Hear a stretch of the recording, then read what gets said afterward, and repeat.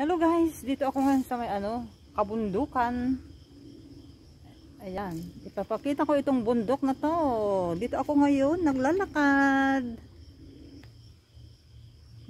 Kabundukan. Oh my god, nag-isa lang ako dito guys, oh. Ayan, ang lalaki ng punong kahoy.